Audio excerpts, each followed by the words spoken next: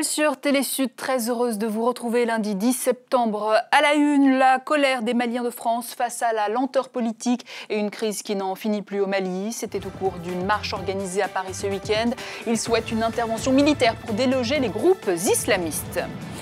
Le ministre sénégalais de la Culture, Youssou N'Dour, rechante le temps d'un concert de charité.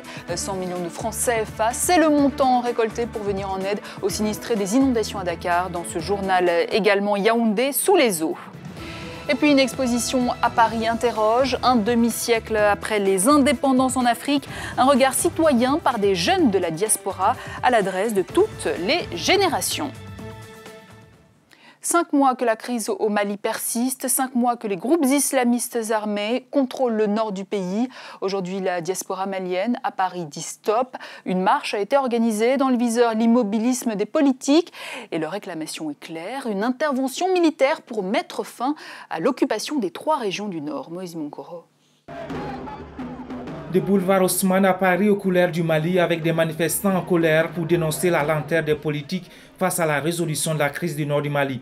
L'initiative de la manifestation est de 3 associations dont le collectif des Maliens de France pour la paix.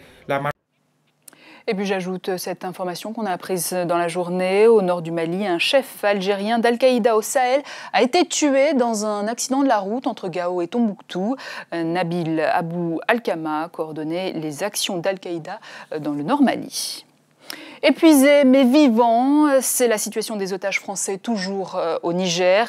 Plus de 2 ans après leur enlèvement, une vidéo montrant les 4 hommes séparément a été diffusée par un média mauritanien. Vidéo tournée à la fin du mois d'août, selon un des otages, diffusée à 8 jours du 2e anniversaire de leur rapt. Sur la vidéo, ils appellent leurs proches, leurs employeurs et les autorités françaises à privilégier la négociation pour obtenir leur libération. 18 mois que la Guinée attend ses élections législatives. La démission il y a quelques jours du président de la Commission électorale nationale indépendante, Luceni Camara, va sans doute accélérer le processus. En coulisses, en tout cas, les tractations se multiplient. Le point avec Paternon Ngolo. La démission tardive du président de la Commission électorale nationale indépendante va-t-elle favoriser l'organisation rapide des législatives en Guinée? La question fait débat. Pour beaucoup, le principal verrou à la tenue d'un scrutin transparent vient de sauter. Nous pensons que du moment qu'on a fait, la concession sur la parité au niveau de la CENI, du moment que le président qui était contesté a volontairement démissionné, je pense qu'il ne devrait plus y avoir de blocage. Nous pensons qu'aujourd'hui, on doit organiser valablement ces élections pour que les Guinéens sortent de cette compétition électorale cette année. Le président guinéen Alpha Condé a salué la démission du patron très contesté de la CENI, estimant que c'est une décision pleine de sagesse qui ouvre la voie à la tenue des législatives. Mais pour le principal parti de l'opposition, il ne s'agit là que d'une des principales revendications. Pour nous, le CENI démissionne ou ne démissionne pas, de toute façon, on ne serait pas parti aux élections sans que ce problème du CENI soit réglé. Nous voulons une CENI paritaire, avec un président consensuel. Nous voulons un fichier propre. Nous voulons un opérateur choisi par appel d'offres. Et nous tenons absolument, puisque c'est le même fichier que les Guinéens, nos frères guinéens qui sont à l'extérieur, puisqu'ils se sont des Guinéens, puisque la loi dit qu'ils doivent voter sur la liste nationale, il faut que nos frères guinéens votent sur cette liste nationale. La Guinée attend depuis près de 18 mois des élections législatives sans précédent. Le retard enregistré dans la tenue du scrutin prolonge la transition démocratique dans le pays. Au moment où les Guinéens espèrent accéder au programme d'allègement de la dette d'ici la fin du mois de septembre pour stabiliser leur économie, le décaissement de nombreux fonds de développement reste bloqué à cause de la situation. Kinshasa fait peau neuve à quelques semaines du 14e sommet de la francophonie. Après l'annonce du président français François Hollande de sa participation au sommet, le gouvernement de la RDC parle de non-événement, soit une venue comparable à celle de tout autre chef d'État d'un pays membre de l'Organisation internationale de la francophonie. On écoute à ce propos Lambert Mende, ministre de la Communication et Médias de la RDC et porte-parole du gouvernement. Nous n'accordons pas un statut particulier au président de la France. Pour quelle raison? Le président de la France vient, nous sommes heureux. Le président du Congo-Brazzaville viendra, nous sommes heureux.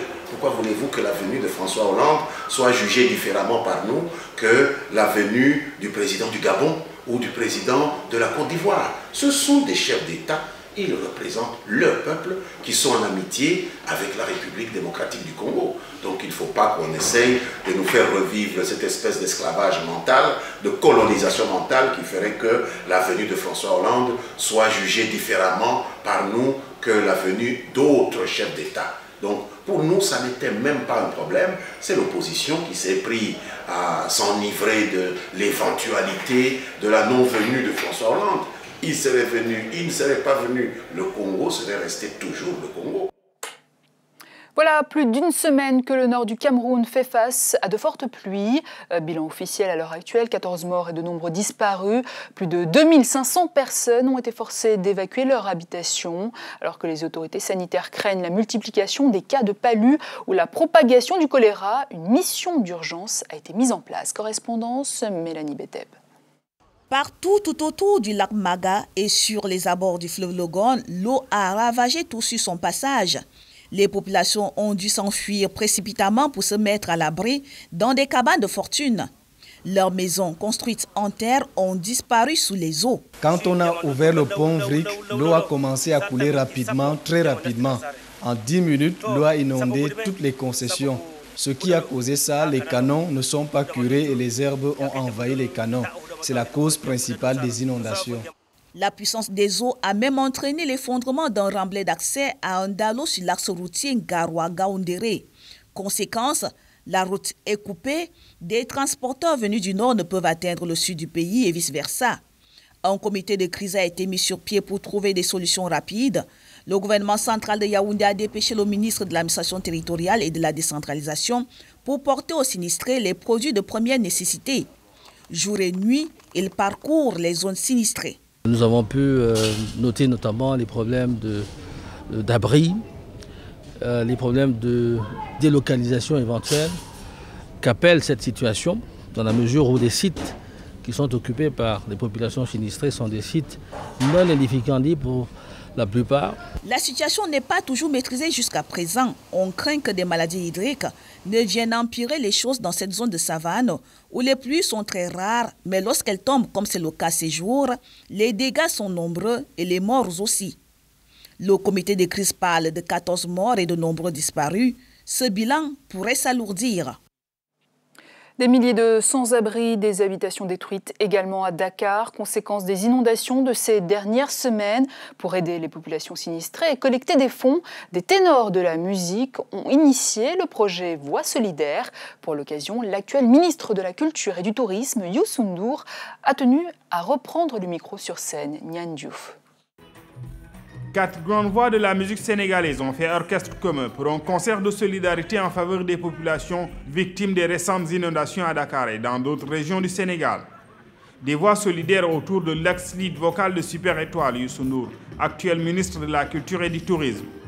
Sur les instructions et la magnanimité de son Excellence, Monsieur le Président de la République, Macky Sall, et de son Premier ministre qui a accepté de faire une dérogation exceptionnelle pour qu'un de ces ministres vienne ici en public faire de ce qu'on peut appeler une animation, mais ça n'est pas une.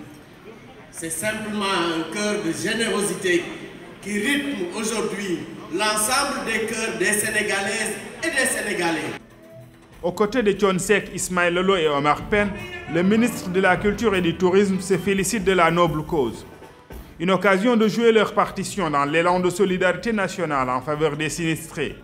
C'est des grandes voix de la musique sénégalaise qui sont autour de ce projet, donc pour dire que nous ne voulons pas être en reste par rapport à la majorité de la population qui aujourd'hui vraiment fait tout pour aider les démunis.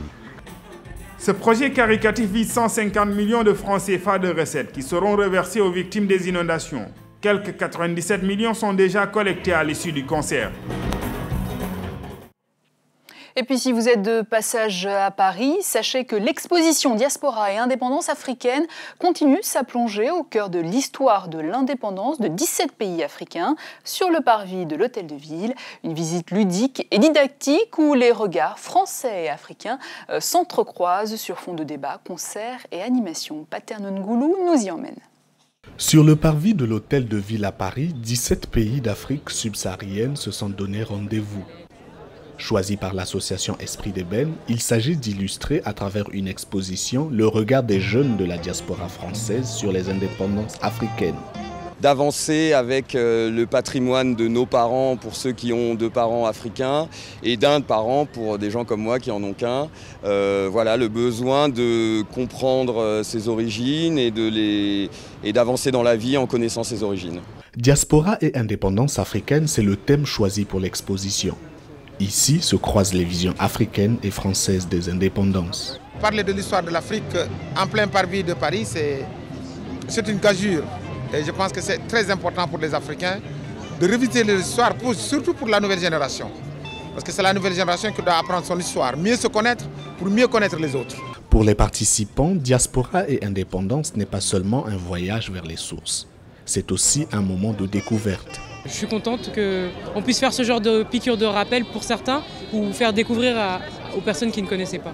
Plusieurs thèmes seront développés au cours des rencontres jusqu'au 16 septembre. De la politique à la vie associative, en passant par l'expérience des indépendances, les luttes syndicales, la mode et le sport, l'exposition connaîtra l'intervention de quelques personnalités de la diaspora.